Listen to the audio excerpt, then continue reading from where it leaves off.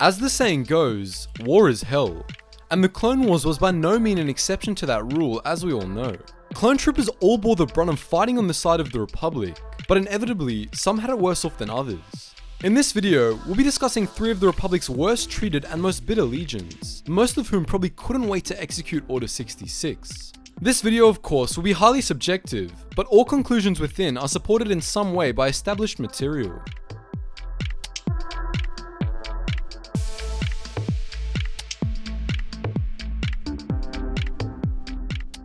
The Jedi Knights are seen by many of us as the saviors of the Republic and the fearless leaders of the clone army. But unfortunately, not all were like Anakin Skywalker or Mace Windu. Many Jedi didn't make good generals, and the men under their command suffered as a result. Some generals, like Krell, had no regard for clone lives whatsoever and regarded them as living droids. Others, especially many younger knights, were inexperienced and often got men killed through reckless actions. This, combined with the environments clones were often thrown into, left some clones with a deep resentment for their generals. The first entry is on here not for mistreatment, but more for clashes with commanders. This unit went unnamed, but was led by Clone Commander Faye, an extremely by-the-book commander who was paired with Quinlan Voice at the end of the war. Faye was even more rigid when it came to command than dogma. He was constantly against improvisation of any sort, and his loyalty to the Supreme Chancellor was absolute. As a result, he often butted heads with Quinlan Voice, who was as far from orthodox as you could possibly get. Voss openly disliked Faye and the other clones under his command, seeing them as essentially mindless. Unfortunately for them, they were involved in some of the worst combat of the war, leading the charge on Seleucamai and fighting hard in the Battle of Kashyyyk soon after. Voss's hatred for Faye would only grow during this time, and though he never expressed it, Faye clearly hated Voss as well. Faye remorselessly executed Order 66, killing Luminara Undili himself and ordering a tank to fire on Voss. When Voss miraculously survived, Faye and the Bogey Squad personally attempted to hunt him down, threatening to carpet bomb an entire Wookiee village to bring Voss out of hiding. Next up, we have the Galactic Marines. The Marines didn't necessarily hate Ki-Adi-Mundi, but they didn't exactly care for him too much either. They were involved in long years of combat together, and while Mundi was an excellent general, he wasn't very empathetic, much like Commander Bakara.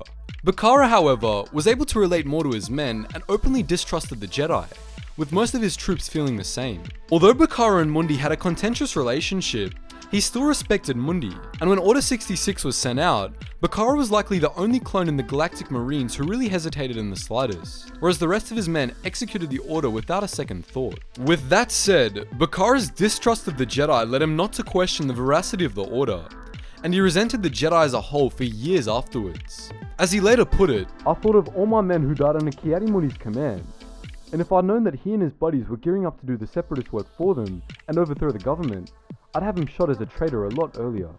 This last one is the most speculative of all, and probably not one we think about much either. I'm talking, of course, about those poor guys over in the Lancer Battalion. It's unknown who their commander was, or if they even had one, but if they did, you can count on them having executed him without a second thought during Order 66. The Lancer Battalion suffered more than probably any other unit, and they definitely would have hated any general that actually sent them out on the front lines. The biggest reason stems from the fact that they're Lancers, and why the Republic even used such an archaic tactic is far beyond me, but these guys were nevertheless deployed in a massive charge against enemy lines, riding open-seat speeder bikes and using melee weapons. Now, except in certain situations, none of this is tactically sound, and it's pretty much outright insane. The Lancer Battalion had the highest casualty rates of any unit. In the Battle of Munilist, not a single clone deployed survived the charge Obi-Wan Kenobi led against Dirge's Lancer droids. Those in the wider battalion that survived the war would have done so with a deep hatred for their superiors, and for good reason. So that's pretty much it for the 3 most bitter legions in the Grand Army of the Republic, who likely couldn't wait to execute Order 66. But before you go, I'd love to know if you think we've missed any, and the question of the day is, what would you do if you trained your whole life to be a respected clone trooper, only to be thrust into the Lancer Battalion? Let me know your thoughts in the comment section below. Anyways guys, as always, thanks for watching, and I hope to see you in the next video.